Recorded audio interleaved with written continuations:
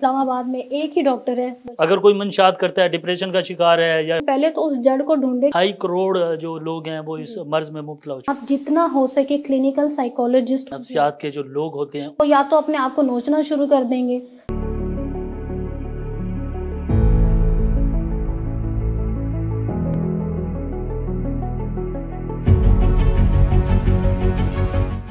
बिस्मिल्लाहिर्रहमानिर्रहीम। अस्सलाम वालेकुम नाजरीन, आप देख रहे हैं प्रोग्राम हेल्थ फॉर ऑल। मैं हूं आपके साथ आरिफ अशरफ खान। नाजरीन, हमारे मुल्क पाकिस्तान में भूख, अफलास, गुर्बत और बेहतर मनसूबाबंदी ना होने की सूरत में लोग खुदकशियाँ कर रहे हैं। सबसे ज़्यादा खुदकशियाँ डिप्रेशन और मंशात का शिकार लोग हैं वो कर रहे हैं, जिसकी वजह से कई घराने बर्बाद हो जाते हैं। आखिर इसकी वजह क्या है? क्या हमारे मुल्क पाकिस्तान में ऐसा हो क्यों रहा है? इस हवाले से बात करने के लिए हमारे साथ मौजूद हैं मिस नादिया सैफ, जो कि मेरे नफ्सियात हैं। Thank you very much for joining us. सबसे पहले ये बताइएगा कि ऑटिज़म क्या है, इसकी जो इब्तदाई इंडिकेशन होती हैं वो क्या होती हैं और ये किस उम्र में इसका डायग्नोसिस होता है? इस हवाले से हमारे नाजरीन को आगाह कीजिएगा। जी अस्सलाम वालेकुम।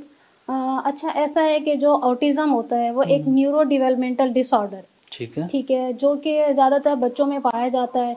इसकी जो डायग्नोसिस की एज है वो 2 साल है। 2 साल का एक ऑनसेट होता है जिसमें हम इसका डायग्नोसिस दे सकते हैं बच्चों के लिए। सही।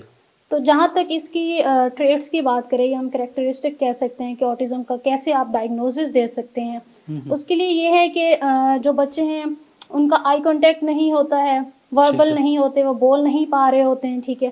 आप वो सोशल नहीं है, किसी के साथ इंटरेक्शन नहीं हो पाएगी उनकी। अगर आप उनसे बात करने जाएं तो वो बात नहीं कर पाएंगे आपके साथ, ठीक है। तो ये कुछ अर्ली ऑनसेट बिहेवियर्स आ रहे होते हैं जिसकी वजह से हम डायग्नोसिस देते होते हैं। तो इनको जो डायग्नोसिस देने का तरीका होता है वो जो हमारे बिहेवियर एनालिस्ट होते हैं, ठीक है, BCBAs होते हैं, जो हमारे पाकिस्तान में माशाल्लाह से काफ़ी तादाद में हैं। अब तो इंटरनेशनल बिहेवियर एनालिस्ट भी आ रहे हैं जो इस डायग्नोसिस को देने में काफ़ी पेरेंट्स की हेल्प आउट करते हैं, ठीक है। तो जो ट्रेड्स और सिम्टम्स की अगर हम बात करें तो जो पेरेंट्स होते हैं उनको शुरू में कुछ ऐसे अर्ली रेड फ्लैग्स मिल जाते हैं अगर हम कहें तो, ठीक है, जिसकी वजह से हम लगा सकते हैं इस चीज़ का अंदाज़ा कि कोई ना कोई मसला है। आजकल के पेरेंट्स माशाल्लाह से काफ़ी अवेयर हो चुके हैं क्योंकि अवेयरनेस इतनी कैंपेन्स चल चुकी हैं इसके ऊपर। और सबसे ज़्यादा बात ये है कि कुछ एजुकेटेड लोग हैं जो इस चीज़ को एक्सेप्ट करते हुए इसकी ट्रीटमेंट की तरफ जाते होते हैं।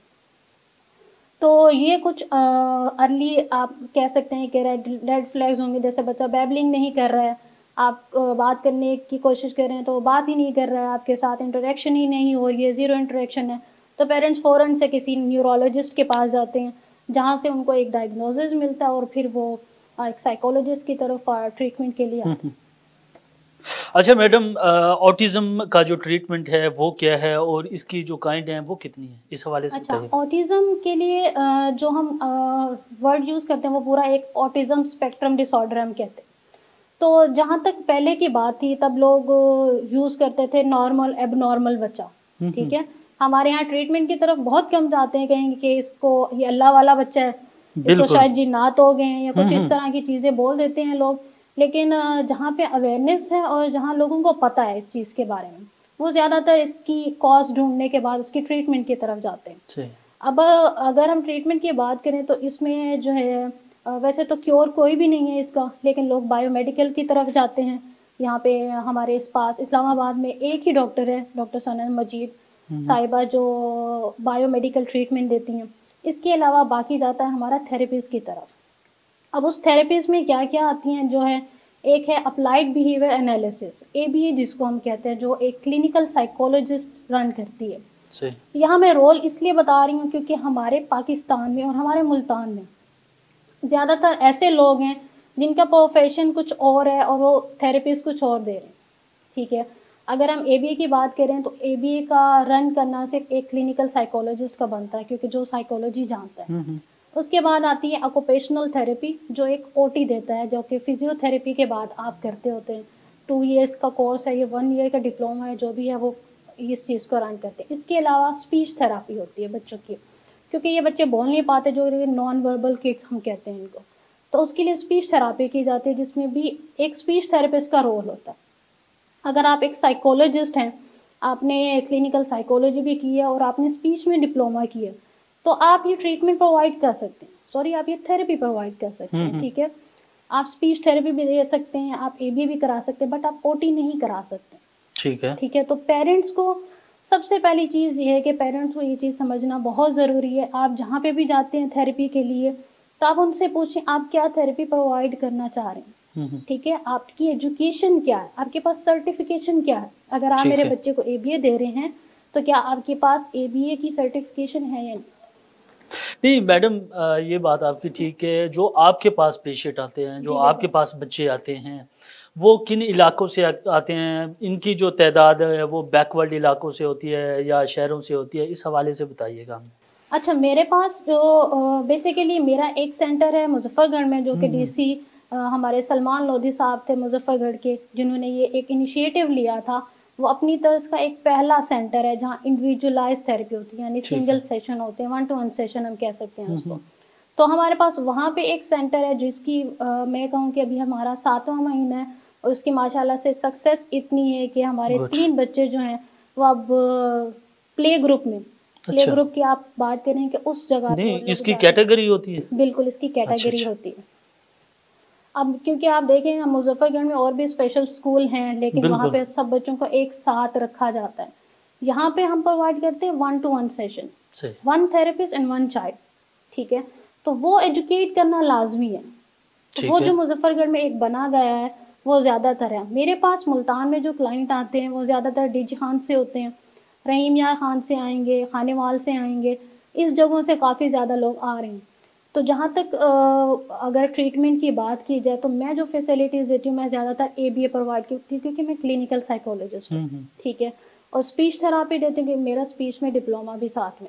सही। नहीं, ये बताइएगा कि जो बच्चे आते हैं उनका आप ट्रीटमेंट भी करते हैं, ये जो आपने कैटेगरी है आपकी एजुकेशन के हवाले से वो भी करती हैं, वालिदैन कोऑपरेट करते हैं अपने बच्चों के साथ? सबसे बड़ा मेन मसला ये होता है सर, मेल फिगर जो है वो कोऑपरेट नहीं करते। क्यों? इसकी वजह क्या है, किस वजह से? क्योंकि आप, अगर मैं आपको बताऊं तो ये बहुत ज़्यादा हैवीली पेड थेरेपीज होती हैं, ठीक है। पेरेंट्स को बहुत हैवी पे करना पड़ता है क्योंकि ये एक आप देखें ना, हमारे जो न्यूरो डाइवर्जेंट किड्स हैं, ठीक है, उनके लिए उनको संभालना एक थेरेपिस्ट के लिए थोड़ा सा टफ हो जाता है। वो एक जॉब डिफरेंट है जिसकी वजह से चार्जेस भी डिफरेंट किए जाते हैं लोगों को। लेकिन अगर हम देखें कि इस चीज़ में अगर हमारी गवर्नमेंट कुछ कर देती है तो वो ज़्यादा बेस्ट हो जाता है। मेल फिगर जो है, क्योंकि वो ज़्यादातर फीस उन्हीं ने पे करनी होती है, तो ज़्यादा प्रॉब्लमेटिक इश्यूज जो है वो मेल फिगर से आते हैं। मदर जो है वो कोऑपरेटिव होती हैं। हम जो है अपने सेंटर्स में, और मैं पर्सनली मैं ज़्यादातर मदर्स को ट्रेन करती हूँ, ठीक है। मेरी एबीए पे जो है ना ट्रेनिंग्स भी होती हैं, ऑनलाइन ट्रेनिंग्स मैं देती हूँ, अपने पास सेंटर में भी करवाती हूँ, और मेरी क्लिनिक पे भी मेरे पास पेरेंट्स आते हैं तो उनको भी मैं साथ साथ ट्रेन करती हूँ। ठीक है। अच्छा मैडम, आपके माइंड में जो महरे नफ्सियात हैं उसका क्या किरदार होता है और वो उन बच्चों की ज़िंदगी को कैसे तब्दील कर सकते हैं, जो बोल नहीं सकते, जो सुन नहीं सकते, जिनका प्रॉब्लम्स होता है, डिफरेंट काइंड ऑफ प्रॉब्लम्स जो कि बच्चों में हो जाती हैं, इस हवाले से क्या कहेंगे? देखिए, माहिर नफ्सियात का जो किरदार है वो सबसे ज़्यादा है एक इंसान की ज़िंदगी में। हम देखें कि आज के ज़माने में लोगों को देखें, जितनी ज़्यादा बेरोज़गारी बढ़ गई है इस दुनिया में, ठीक है। हमारे पाकिस्तान में आप पूरा सर्वे करके देखें कितने लोग इस मुल्क को छोड़ के गए, ठीक है। और आप अगर हर डिपार्टमेंट में जाके देखें तो कहीं आपको साइकोलॉजिस्ट नहीं मिलेगा। बिल्कुल, ठीक है। इतने सारे डिपार्टमेंट हैं, किसी स्कूल में साइकोलॉजिस्ट को हायर नहीं किया जाता। आप स्कूल में हायर करें, ठीक है, आपको वो ज़्यादा से ज़्यादा इनसाइट प्रोवाइड करती हैं थेरेपिस्ट, ठीक है। जो साइकोलॉजिस्ट का रोल होता है वो सबसे ज़्यादा इम्पोर्टेंट है। आपकी मेंटल हेल्थ को संभालना, आपकी वेलबींग को संभालना, आपके बच्चों की एजुकेशन को संभालना, उस लिहाज से वो हर तरह से उस चीज़ को देखती हैं। तो मेरे ख्याल से जो साइकोलॉजिस्ट है वो उतना ही ज़्यादा इम्पोर्टेंट है आपके लिए जितना आप लोगों के लिए पैनाडॉल इम्पोर्टेंट है, ठीक है। अगर आपका सर दर्द किसी टेंशन की वजह से हो रहा है, ठीक है, और आप किसी के साथ कम्युनिकेट नहीं कर पा रहे हैं, ठीक है, कोई है नहीं जिसके साथ आप कम्युनिकेट कर सकें, ठीक है, कोई सुनने वाला नहीं, आपको लगता है लोग जज करेंगे आगे, आप साइकोलॉजिस्ट के पास जाएं, आप उसके साथ अपने बातें शेयर करें, सब करें। फिर वो कहते हैं साइकोलॉजिस्ट दवाई तो देगा ही नहीं, तो हम क्यों जाएं उसके पास, वहां किस वजह से मैं 500 दे के आऊँ, लोग इस तरह से भी बात करते जी हैं। जी ठीक बिल्कुल। है, बहुत मिसजज किया जाता है साइकोलॉजिस्ट को। आप जाएं, आप वहाँ टेंशन से सर दर्द करेगा, आप कहेंगे पैनाडॉल तो ले लूं, जहां वहाँ 10-20 खर्च हो रहे हैं, आप क्यों ना उसका एक परमानेंट इलाज करवा लें। स्पीक टू देम, आप साइकोलॉजिस्ट के साथ जाके बात करें, आप उनको समझाएं, आप बताएं। अगर वो ना सुने तो फिर अलग बात है, लेकिन हर साइकोलॉजिस्ट हमारे यहाँ जितने भी हैं, ठीक है, क्योंकि एक प्रोवाइड नहीं की जाती गवर्नमेंट से फैसिलिटीज, और इवन साइकोलॉजिस्ट को भी अपना रोल नहीं पता कि कितनी कैटेगरीज हैं, आप कैसे आगे जा सकते हैं। बहुत से लोग तो साइकोलॉजी रखते ही नहीं। आज आज अगर आप किसी को जाके कहें कि यार मुझे डिप्रेशन में लग रहे हो, आप किसी साइकोलॉजिस्ट के पास जाओ, तो वो कहेंगे, मेरे घर वाले कहेंगे ये तो पागल हो गया, इसको साइकोलॉजिस्ट चाहिए। नहीं, वो बात आपकी ठीक है। जो पहली बात आपने की कि गुर्बत, भूख, अफलास की वजह से बिल्कुल। पाकिस्तान में तकरीबन 10 से 11 लाख अफराद जो कि ये मुल्क छोड़ के नौजवान जो हैं जी। वो चले गए हैं, और जो हुकूमत है वो फैसिलिटेट नहीं कर रही लोगों को, जो कि हमारे गवर्नमेंट जो इंस्टीट्यूशन है उसमें। बात ये है कि सबसे ज़्यादा जो डिप्रेशन जो मंशियात करते हैं लोग, जो नशा करते हैं, उनमें देखा जाता है, क्योंकि वो घर में एक ख़तरा होते हैं। बिल्कुल। अगर कोई मंशात करता है, डिप्रेशन का शिकार है, या उसे कोई भूख की वजह से कोई किसी किस्म का कोई डिप्रेशन हो जाता है, तो वो ख़ानदान के लिए ख़तरे का वो होता है। तो हुकूमत इसमें क्या रोल अदा कर रही है?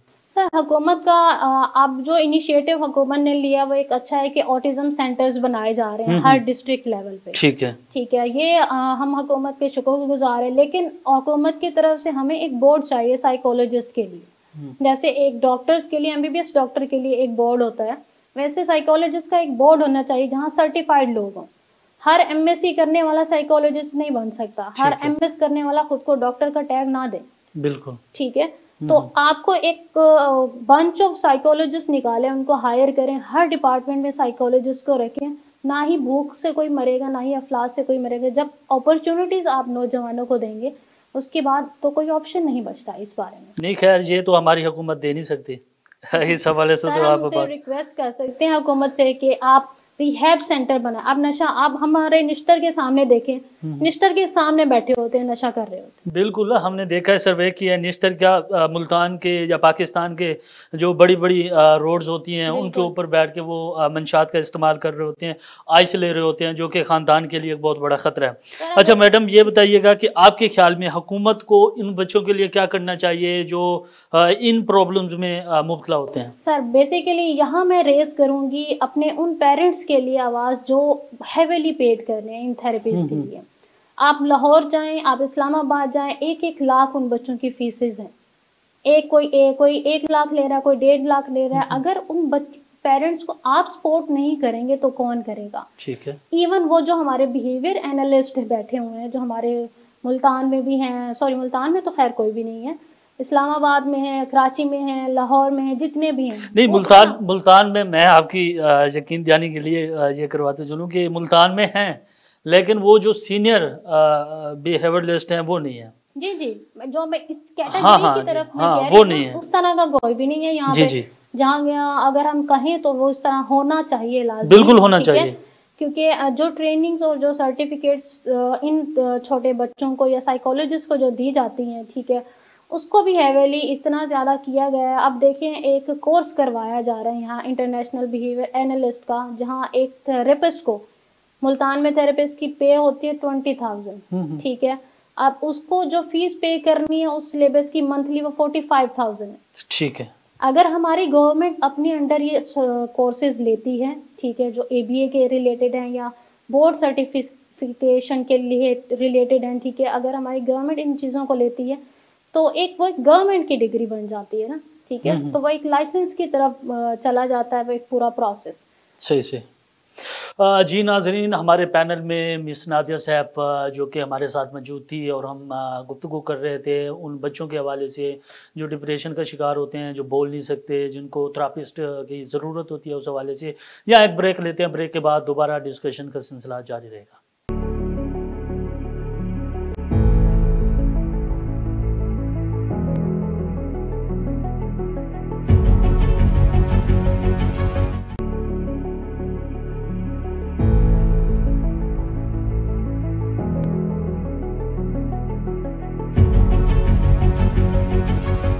वेलकम बैक नाजरीन। हमारे पैनल में मिस नादिया सैफ जो कि माहिर नफ्सियात हैं वो मौजूद थी और हम डिस्कशन कर रहे थे उस हवाले से कि जो बच्चे नफ्सियात की वजह से जो गलत बिहेवियर का इस्तेमाल करते हैं, घरों में चीज़ें उठा के वालिदैन को, अपने घर वालों को मारते हैं। मैडम ये बताइएगा कि नफ्सियाती अमराज माशरे में कौन से ऐसे प्रॉब्लम्स हैं जिनको वो जन्म दे सकते हैं या दे रहे हैं? ऐसे वो अनडायग्नोसिस, मैं कहूँ साइकोलॉजिकल लोग जो फिर रहे हैं, ठीक है, ऐसे लोग जिनको अभी तक डायग्नोसिस नहीं मिला, ठीक है। हमारे यहाँ एंगर इश्यूज बहुत होते हैं, पर्सनैलिटी में एग्रेशन बहुत है, सब है। वो लोग जब बिना डायग्नोसिस के फिर रहे होते हैं, वो अपनी फैमिली के लिए सबसे ज्यादा खतरा होते हैं, ठीक है। वो कैसे होते हैं? क्योंकि आप किसी भी बात, नॉर्मल भी बात कर रहे हो, उसमें बैठे बैठे ऐसे ही गुस्सा आ जाएगा और उसने उठा के कुछ फेंक देना, ठीक है। वहां आपके सेफ्टी के इश्यूज आते हैं, ठीक है। ऐसे में लोग, अब उन फैमिली को चाहिए या उन लोगों को चाहिए कि आप साइकोलॉजिस्ट की तरफ जाएं, आप उनसे बात करें, पहले तो उस जड़ को ढूंढे कि गुस्सा आ क्यों रहा है, ठीक है। अगर आप इन चीजों की तरफ ज्यादा तवज्जो देते हैं, आप साइकोलॉजिस्ट को एक रोल प्ले करने दें जो उसका है, ठीक है। अगर आप नहीं देंगे, आप क्या कहेंगे, बस इसने 2 दिनों से ये सब कुछ किया हुआ था, इस वजह से इसको बहुत ज्यादा गुस्सा आ रहा है। उसके पीछे वजह क्या है आप ढूंढें। और इसके अलावा आप डिप्रेशन का देखिए, माएँ जो घर बैठी हुई हैं, लड़कियां जिन्होंने MBBS किया हुआ है स्टिल घर बैठी हुई हैं। ऐसे बहुत से मैंने डॉक्टर्स देखे हैं जो डिप्रेशन का शिकार फिर रहे हैं क्योंकि उनके पास जॉब नहीं है। ऐसे बहुत से लॉयर्स हैं जिनको अंडरपेड किया हुआ है। हमारे यंगस्टर जिनके पास बहुत टैलेंट है, अंडरपेड है, स्टिल उनके पास कोई जॉब नहीं है, कुछ नहीं है। आप देखें ऐसे बहुत से लोग हैं जो बड़ी बड़ी पोस्ट पे बैठे हैं, जिनको अब रिटायर हो जाना चाहिए, हमारे यंगस्टर को आगे लेके आना चाहिए, वो डिप्रेशन का वजह बन के बैठे हैं। और वो यही वजह है कि वो लोग मुल्क छोड़ के जा रहे हैं। आज हमारे पाकिस्तान में क्यों इतने ज़्यादा इंजीनियर्स नहीं हैं, क्यों इतना ज़्यादा साइंटिफिक काम नहीं हो रहा? क्योंकि वो बाहरले मुल्क चले गए। आप उनको अपॉर्चुनिटीज़ दें, अपॉर्चुनिटीज़ मिलेंगी, ना डिप्रेशन होगा, ना ही भूख होगी, कोई अफलास, कोई भी माशरे में कोई भी चीज़ नहीं आएगी, कोई बुराई नहीं आ सकती, ठीक है। तो उस चीज़ के लिए अगर आप देखें कि ये जो यंगस्टर फिर रहे हैं, आप देखें ना आजकल वो फैशन चल रहा है, वो वेफर्स ले रहे हैं, सब कर रहे हैं। लोग पढ़ाई से हटके ज्यादातर इन्फ्लुएंसर बन रहे हैं, ठीक है। वो व्लॉगर्स बन रहे हैं, क्यों? क्योंकि उनकी वहां से अर्निंग हो रही है, जॉब्स नहीं मिल रही, ठीक है। अपना डिप्रेशन किसी दूसरी चीज में इन्वॉल्व करें। डिप्रेस्ड भी हैं सर, लाइक्स नहीं मिल रहे हैं, कमेंट्स भी नहीं मिल रहे हैं, डिप्रेस्ड भी हैं, ठीक है, लेकिन अर्निंग के लिए कुछ ना कुछ वो जरिया ढूंढ रहे हैं। अगर इन लोगों को अपॉर्चुनिटीज दी जाएंगी तो ना डिप्रेशन होगा, ना एग्जाइटी होगी, ना ही किसी को पैनिक अटैक्स आएंगे। नहीं, वो बात आपकी ठीक है, क्योंकि इस वक्त जो टेक केयर हुकूमत बराजमान है या इससे प्रीवियस जो हुकूमत थी, तकरीबन मुझे नहीं लगता कि उन्होंने नौजवानों के लिए कोई रोज़गार के मौक़े पैदा किए हों कि ऐसे मंसूबे जिनमें नौजवान की खपत हो। उस हवाले से तो कुछ नहीं हो रहा, क्योंकि नेक्स्ट जो इलेक्शन है वो 8 फरवरी को होने जा रहे हैं। हो सकता है कोई इलेक्टेबल गवर्नमेंट आके उस हवाले से नौजवानों के लिए करे, लेकिन कहने का ये मकसद है कि ये जो नौजवान जैसे कि आपने बताया कि व्लॉगर बन रहे हैं, कोई ऐसी एक्टिविटी कर रहे हैं, क्योंकि आज की मैं आपको खबर दे रहा हूँ कि एक बच्चे ने अपने वालिदैन को कहा कि मुझे मोबाइल लेके दें, लेकिन उन्होंने नहीं लेके दिया, फिर उसने खुदकशी कर ली। इसका क्या रुझान है? ये क्यों होता जा रहा है ऐसा कि बच्चे एक चीज़ के पीछे वालिदैन को जिद करते हैं, क्योंकि गुर्बत होने की वजह से वो इस चीज़ को पेड नहीं कर सकते? क्या कहेंगे इस हवाले से? सर कुछ गुर्बत भी है और कुछ कंपटीशन का भी इसमें रोल आता है। लोग दूसरों को मॉडल करना चाह रहे हैं। हमने अपने आइडियल्स ही चेंज कर दिए ना। हमारे आइडियल्स कायदे आजम साहब होने चाहिए, अल्लामा इकबाल साहब होने चाहिए। हमारे आइडियल्स जो आज के ईमानदार सियासतदान है वो होने चाहिए। हमारे आइडियल्स ये इन्फ्लुएंसर बन रहे हैं। इनको गेम्स खेलनी है, गेम्स में पड़े। आज फिर गेम्स के अंदर पैसा डाल दिया गया, इतनी देर खेले कोई तो इतना पैसा मिलेगा। जो चीज घर से पूरी नहीं हो रही है वो फिर वो उस चीज से पूरी करना चाह रहे हैं। अगर आपको नहीं मिलता फिर थ्रेट देते हैं, हम खुदकुशी कर लेंगे, और कर भी लेते हैं। बिल्कुल। फिर पीछे माँ बाप के पास कुछ नहीं बचता। बिल्कुल ऐसे ही है। अच्छा मैडम, एक सर्वे के मुताबिक पाकिस्तान में 2.5 करोड़ के करीब जो जहनी अमराज के जो कि उसमें मुब्तले हैं, और पाकिस्तान में उनके इलाज के लिए तकरीबन सैकड़ों में जो मुअल्लिज हैं, जो माहिर नफ्सियात हैं, वो हैं। इस हवाले से हुकूमत से आपकी क्या रिक्वेस्ट है, और ये ऐसा क्यों होता जा रहा है कि 2.5 करोड़ जो लोग हैं वो इस मर्ज में मुब्तला हो चुके हैं? अच्छा सर, एक तो बहुत ही दुख की बात है कि 2.5 करोड़ आवाम है जो डिप्रेशन या साइकोलॉजिकल इश्यूज के साथ है, ठीक है, और उसमें आप ज्यादातर यंगस्टर को ही देखेंगे। बिल्कुल, ठीक है, ज्यादातर यंगस्टर ही होंगे। तो हमारे जो साइकोलॉजिस्ट हैं, क्योंकि हमारा जो एजुकेशनल करिकुलम है उसमें ये नहीं बताया जाता कि साइकोलॉजी एक ऐसा सब्जेक्ट है जिसका रोल सबसे ज्यादा है। ठीक है, बहुत से कम बच्चे होते हैं जो साइकोलॉजी रखते हैं। किसी का किसी चीज में एडमिशन नहीं होगा तो वो साइकोलॉजी में एडमिशन ले लेगा, लेकिन साइकोलॉजी को समझना बहुत जरूरी है। साइकोलॉजिस्ट जो है बहुत ही वास्ट है। ठीक है, आप एजुकेशनिस्ट को देखेंगे वो साइकोलॉजिस्ट में आएगा, एजुकेशनल साइकोलॉजी है, इंडस्ट्रियल साइकोलॉजी है, इवन इंडस्ट्रीज में भी साइकोलॉजिस्ट को रखा जाता है जो 24 घंटे काम कर रहे हैं, उनके लिए भी साइकोलॉजिस्ट प्रोवाइड किया जाता है। इवन जेल में भी आपके पास, जेल इंडस्ट्रीज में भी आप देखें तो वहां पे भी आपके पास साइकोलॉजिस्ट। ये आप पाकिस्तान की बात कर रहे हैं या फॉरेन कंट्री की? सर, ये पाकिस्तान में भी 2 जगहों पे जेल के लिए एक साइकोलॉजिस्ट हायर किया गया है। ठीक है, और ये अभी हुआ है, मोस्टली नहीं था, पहले मोस्टली नहीं था। हमारे अपने ही एक टीचर थे जो जेल इंचार्ज थे एज ए साइकोलॉजिस्ट। ठीक है, और इसके अलावा बाकी रही, सॉरी आपका दूसरा सवाल क्या था? मेरा दूसरा सवाल ये था कि जो 2.5 करोड़ लोग हैं उस हवाले से आप बात कर रही थी, वो सवाल। अच्छा, अब क्योंकि साइकोलॉजिस्ट कम हैं तो उन बच्चियों को पता नहीं है कि आगे उन्होंने फ्यूचर किस चीज में कंटिन्यू करना। ठीक है, आप रिसर्च की तरफ जाते हैं, आप क्लिनिकल साइकोलॉजिस्ट बनते हैं। साइकोलॉजी की 2 मेन ब्रांच होती है, एक होती है अप्लाइड साइकोलॉजी, एक होती है क्लिनिकल साइकोलॉजी। जो क्लिनिकल साइकोलॉजी की तरफ जाते हैं वो बेसिकली मेंटल हेल्थ अवेयरनेस के ऊपर काम करते हैं सब।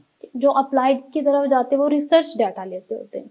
तो मेरी रिक्वेस्ट हमारी गवर्नमेंट से इतनी है कि आप जितना हो सके क्लिनिकल साइकोलॉजिस्ट को हायर करें। ठीक है, हर डिपार्टमेंट में, हर स्कूल में। अभी रिसेंटली जिस स्कूल में मैं होती हूँ, जहाँ मेरा सेंटर है ऑटिज्म का सेंटर, वहां पे भी ये इशू रेज हुआ है कि बच्चों को समझने में टीचर्स को मसला आ रहा है। स्लो लर्नर है, टाइम दे, बजाय उसको मारने की बजाय उस बच्चे को आप उसको थोड़ा सा टाइम दे। अब उनको समझ क्यों नहीं रहे? क्योंकि उन्होंने सिर्फ एजुकेशन पढ़ी है, उनको साइकोलॉजी का नहीं पता। सही। अच्छा मैडम, आपके पास जो बच्चे आते हैं जो गरीब भी होते हैं, मोस्टली हमारे मुल्क की तकरीबन गरीब ही लोग हैं, बिल्कुल, और इनकी जो फीसिस हैं उसका क्या प्रोसेस होता है? क्योंकि मोस्टली ये देखा गया है कि जो बैकवर्ड इलाकों से लोग हैं वो किसी भी डिजीज़ में मुब्तला होते हैं तो वो उनको मुल्तान में, निश्तर में, चिल्ड्रन हॉस्पिटल में या पाकिस्तान के जितने भी हॉस्पिटल हैं उसमें आना पड़ता है। आपके पास, आपके उस हॉस्पिटल में जहाँ आप ये ट्रेनिंग देती हैं या आप उनको स्टडी करती हैं या इस हवाले से ट्रीटमेंट उनका करती हैं, फीसिस का क्या प्रोसेस होता है उसमें? सर, जैसे कि मैंने पहले भी मेंशन किया था, यहाँ फीसिस बहुत हेविली होती हैं। ठीक है, पेरेंट्स को 30-35 हज़ार तक भी देने पड़ते हैं मंथली।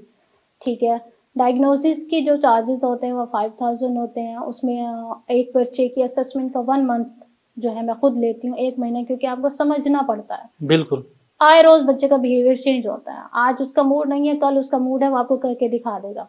बेसिकली एक माइलस्टोन्स का एक पूरा पैरामीटर्स होता है जिसको हमने जज करना होता है कि बच्चे के माइलस्टोन कितने डिले हैं, कौन सा काम है जो उसको आता है, कौन सा नहीं आता। वो हम एबल्स के थ्रू करते हैं, कार्ड्स के थ्रू करते हैं। ये हमारे असेसमेंट टूल्स होते हैं जिसके थ्रू हम डायग्नोसिस देते हैं। ठीक है, तो जो फीसिस का स्ट्रक्चर होता है वो बहुत ज़्यादा होता है। हमारे यहाँ मुल्तान में बहुत ही कम लिया जाता है, जबकि आप लाहौर, इस्लामाबाद के साथ कंपेयर करें तो वो 1/3 है। ठीक है, और लाहौर और इस्लामाबाद में बहुत ज़्यादा है। ठीक है, तो इसके लिए आई थिंक हमारी गवर्नमेंट को जितनी ज्यादा हो सके इंस्टीट्यूट, अब आप देखें अल खिदमत है हमारे पास। ठीक है, और जमात इस्लामी के लोग बिल्कुल फाउंडेशन चला रहे हैं, अगर वो फंड्स करते हैं तो ज्यादा बेहतर होता है। अच्छा मैडम, ये बताइएगा कि जो नफ्सियाती मरीज होते हैं, नफ्सियात के जो लोग होते हैं, उसकी जो सिंपल यानी कॉमन जो इंडिकेशन होती हैं वो क्या होती हैं, ये बताइएगा। कॉमन इंडिकेशन में आप देखेंगे वो हर वक्त जो है जल्दी में रहेंगे, उनको हर चीज में जल्दी चाहिए।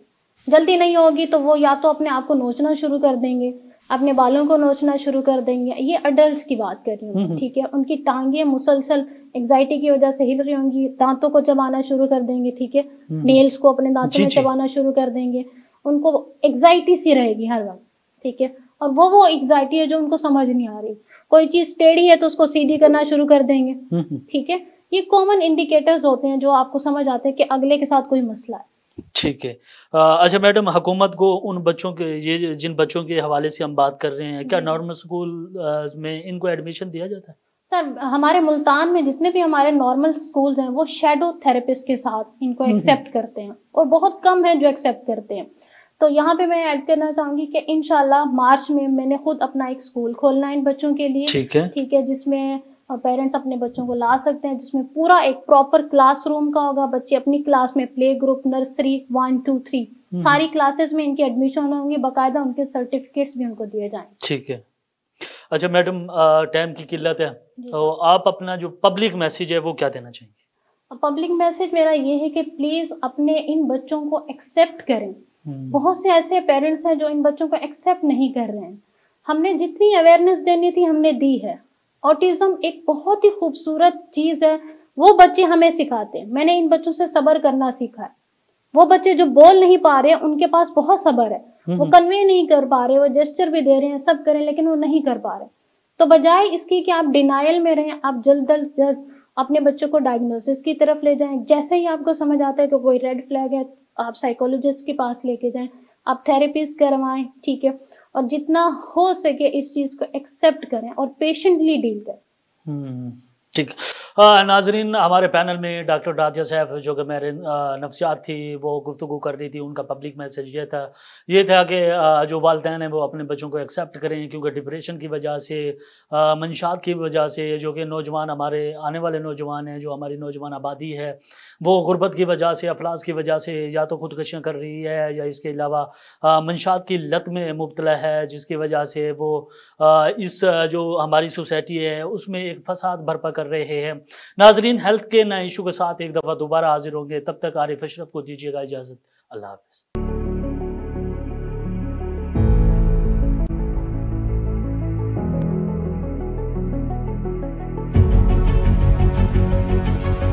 ये जो ग्रीन पासपोर्ट है, आप दुनिया में पाकिस्तान को छोड़ के जाके किसी भी दुनिया के मुल्क में जाके आबाद हो जाएं, वहाँ आप कहलाएंगे पाकिस्तानी। बिल्कुल ऐसे ही, ठीक है। और उसी पासपोर्ट, ग्रीन पासपोर्ट के ऊपर जाकर ही आप रहेंगे। तो इस पासपोर्ट की इज्जत को, वकार को बढ़ाएं, और उस दुनिया मुल्क में जाकर भी आपको इज्जत और वकार इस पासपोर्ट की वजह से ही मिलना है। बेसिकली बात यह है कि इस पासपोर्ट का वकार हम लोगों ने ही बढ़ाना है। हमने बढ़ाना हम लोग मिल के कुछ ऐसी एफर्ट्स करेंगे, हम अपनी चीज़ों को पॉजिटिव वे में आगे कन्वे करेंगे, ताकि जो दुनिया है वो पाकिस्तानियों को बेहतर शख्सियत के तौर पे माने। और देन मतलब ये इस चीज़ को हम देखिए जी, पाकिस्तान से प्यार करें।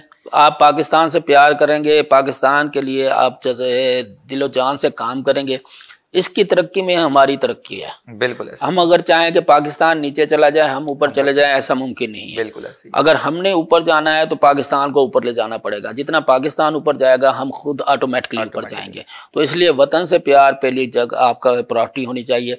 आप वतन से प्यार करें, वतन के लिए दिलो जान से काम करें। सियासतदानों को छोड़ दें, कौन क्या कर रहा है, कौन क्या नहीं कर रहा। दूसरों को मुर्दे इल्ज़ाम ठहराने के बजाय अपने गिरेबान में झांक के देखें कि मैं पाकिस्तान के लिए क्या कर रहा हूँ। मैंने आज तक जो किया है मैं यही सोच के करता रहा हूँ, करता आ रहा हूँ, करता रहूँगा कि मैं पाकिस्तान के लिए कर रहा हूँ। आप भी पाकिस्तान के लिए करें, किसी के लिए ना करें। अपने लिए करेंगे तो पाकिस्तान के लिए करेंगे, पाकिस्तान के लिए करेंगे तो अपने लिए करेंगे। ज़बरदस्त ज़बरदस्त, बहुत शुक्रिया नईम साहब आपकी तशरीफ़ आवरी का। जी नाजरीन, मैं उम्मीद करता हूँ कि आज का हमारा प्रोग्राम और नईम साहब की बातें आपके लिए बहुत मुफीद साबित होंगी, और अपनी यंग जनरेशन को मैं मोटिवेट करना चाहूँगा ये कह के कि आप इनकी जर्नी से फ़ायदा उठाएं, और जो स्टेप्स ये लेके आज इस मकाम तक पहुँचे हैं आप इनसे सीखें, इनके पास आएँ। ये हमेशा वेलकम करते हैं अपनी हमारे नए नौजवान लोगों को। और इसी के साथ मैं इजाज़त चाहूँगा। इंशाल्लाह फिर मुलाकात होगी एक नए प्रोग्राम और एक नए मेहमान के साथ। जज़ाकल्लाह, अल्लाह हाफिज़।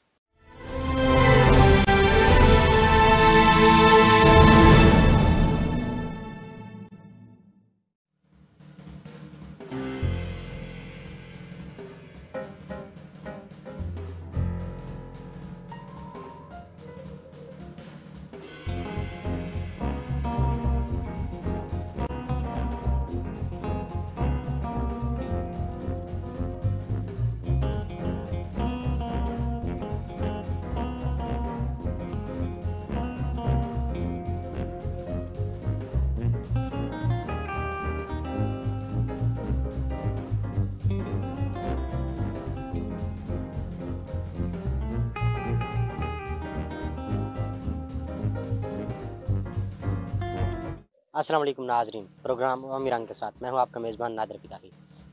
अवामी रंग में मैं लेके आया हूं आवाम के लिए एक बहुत बड़ी खुशखबरी, जो कि आवाम को एक नया हम एक बताने जा रहे हैं। बिज़नेस का एक आइडिया हमारे पास है। तो हमारे साथ यहाँ पर एक बहुत ही वेल एजुकेटेड नौजवान मलिक वकास हमीद माड़ा साहब मौजूद हैं। आइए हम इनसे भी गुफ्तगू करते हैं और जानते हैं कि ये जो बिज़नेस है लाइट्स टू सेक्स जो है, इसका जो बिज़नेस है, इसके हवाले से कितनी इन्वेस्टमेंट मिनिमम हमारे पास चाहिए और इससे हम मैक्सिमम कितना से कितना अर्निंग कर सकते हैं। तो आइए हम गुफ्तगू करते हैं मलिक वकास हमीद से।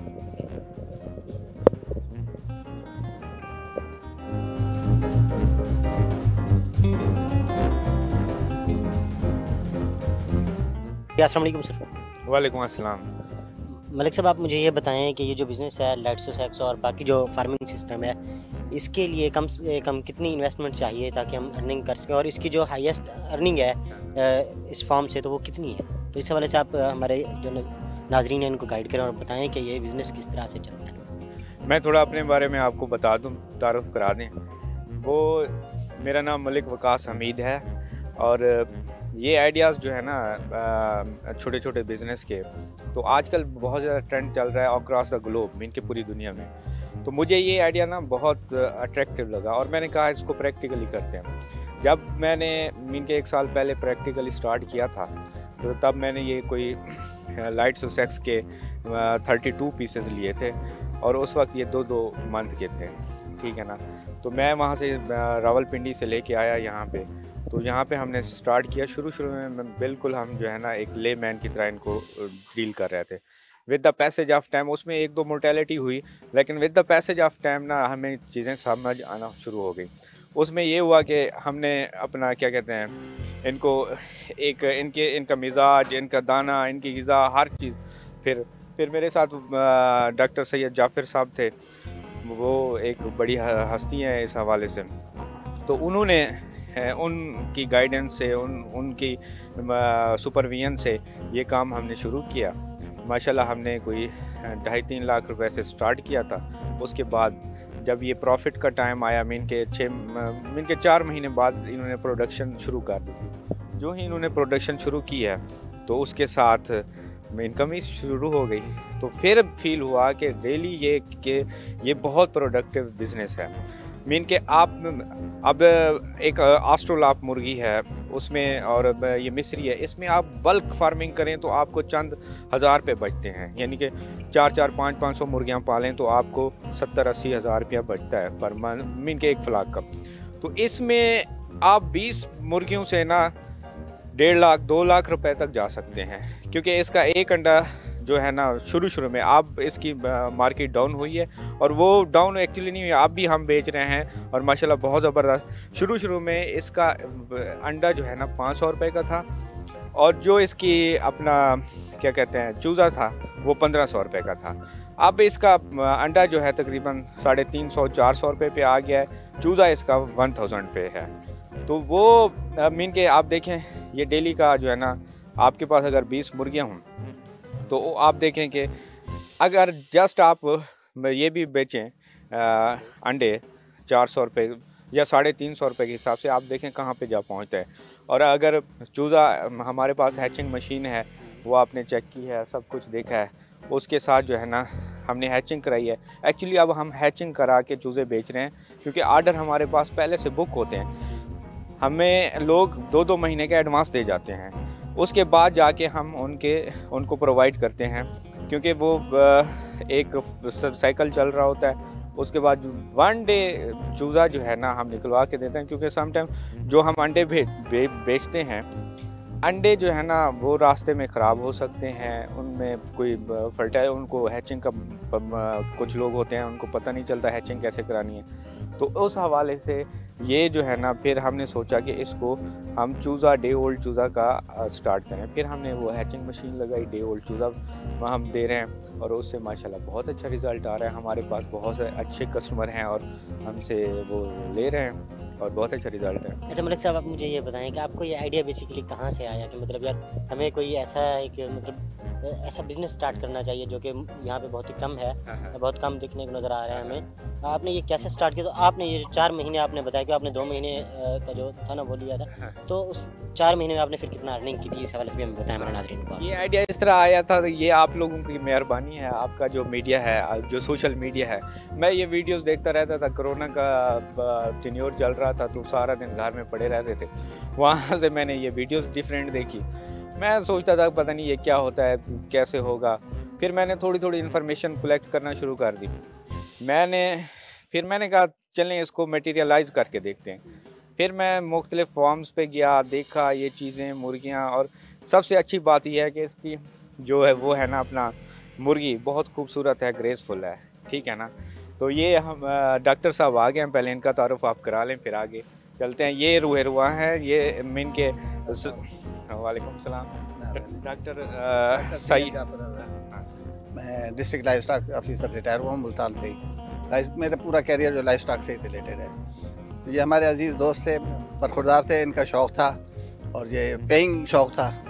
तो मुझसे जब जिक्र किया तो मैंने इनकी हौसला अफजाई की। तो लाइट सोसेक्स ये जो ब्रीड है ये इंग्लैंड की है बेसिकली। तो पाकिस्तान में कम होने के बाद ना आम मुर्गी है इसमें, और हमारी लोकल ब्रीड में कोई फ़र्क नहीं है, सिवाय इसके कि इसकी ये इतने अवेलेबल ना होने की वजह से इनकी कीमत बहुत ज़्यादा है। और अब काफ़ी पाकिस्तान में ये इंट्रोड्यूस हो चुकी हैं। तो इसमें जो है क्योंकि कम अवेलेबल है, इस वजह से इसका अंडा भी बड़ा महंगा है, 400 से 500 तक का बिकता है। और सही माने में जो ब्रीड है यंग मतलब स्टॉक जो है वो 10,000 से ऊपर ही ऊपर का है। आई थिंक क्योंकि ज़्यादा बेहतर ये जानते हैं कीमत के लिहाज से। मैं तो सही माने में इनका टेक्निकल एडवाइज़र हूँ। हाँ, इसमें एक ऐड मैं कर दूँ चीज़, ये यहाँ से पाकिस्तान में इंपोर्ट होके आई है, अब ये एक्सपोर्ट भी हो रही है क्योंकि ये अफ़गानिस्तान, ईरान के ज़रिए फिर दोबारा यूरोप में जा रही है। हमारे पास ऐसी पार्टीज़ भी आई हैं, पता चला है कि वो कहते हैं आप हमें दें, मीन के वो कहते हैं कि आप हमें ये 3-3, 4-4 महीने का चूज़ा बना के दें, वो टाइम ज़्यादा लगता है। उस हवाले से ना ये एक्सपोर्ट हो रहा है अब अफ़गानिस्तान के ज़रिए, ठीक है ना। इसकी डिमांड इसलिए भी बढ़ी है। दूसरी बात यह है कि इस सारे सेटअप में ना ये डॉक्टर साहब का मेन रोल है, क्योंकि मैं तो बिल्कुल लेमैन था, ये इस हवाले से प्रोफेशनल भी हैं। जब मैंने इनके आगे प्लान रखा, आइडिया रखा, तो इनको बहुत अच्छा लगा। अब अच्छा मीन के इन्होंने कहा कि इस बंदे में कोई होप नज़र आ रही है, एनर्जी नज़र आ रही है, पैशन है। तो इन्होंने उस पैशन को एक रास्ता दिया और गाइड किया, और इन्होंने ज़बरदस्त सुपरविजन की। मैं कहता हूँ 90% इनको बचाने में, इनकी केयर करने में इनका हाथ है।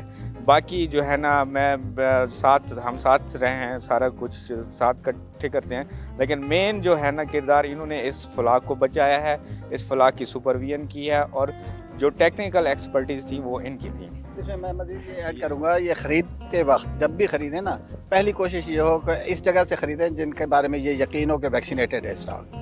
हमने मलिक साहब ने परचेज़ की, तो क्योंकि ये इन्होंने की थी, ये टेक्निकली शायद इतने बेहतर नहीं समझते थे, तो इस वजह से इन्होंने बग़ैर किसी वैक्सीनेशन के प्लान के प्रोग्राम के उनसे परचेज़ कर लिए थे।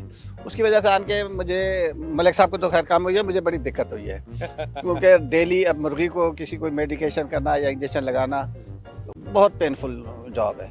लेकिन अल्हम्दुलिल्लाह बहरहाल हमने उसको काफ़ी हद तक उसको सक्सेसफुल रहे कि इनकी बीमारियों से भी बच गई। तो लिहाजा जो कोई हमें देख के या इनको देख के हमारी बातें सुन के कोई अगर स्टार्ट करना चाहे ना, तो वो कम से कम वैक्सीनेटेड स्टार्ट ले, मतलब जिसके बारे में कंफर्म हो कि जो वैक्सीन को समझता हो, कि वैक्सीन की इंपॉर्टेंस को समझता हो, ताकि उनके मतलब फर्दर जो आगे जाएं तो वो कम से कम बीमार हो। डॉक्टर साहब, आप मुझे ये बताएं कि ये जो लाइटोसेक्स है, इसके लिए जो इसके रिवाइवल के लिए, इसके रहने के लिए कितना टेम्परेचर इनको मतलब ज़रूरत होता है? देखिए हमारे मुल्क में तो बहुत एक्सट्रीम है, दोनों सर्दियाँ भी एक्सट्रीम है जी, सर्दियाँ भी एक्सट्रीम है और गर्मियाँ भी एक्सट्रीम है। सर्दियाँ फिर भी ये शायद क्योंकि ठंडे मुल्क की हैं तो इस वजह से इतना प्रॉब्लम इतना ना दे सके, लेकिन गर्मियाँ बहुत ज़्यादा प्रॉब्लम देती है इनको।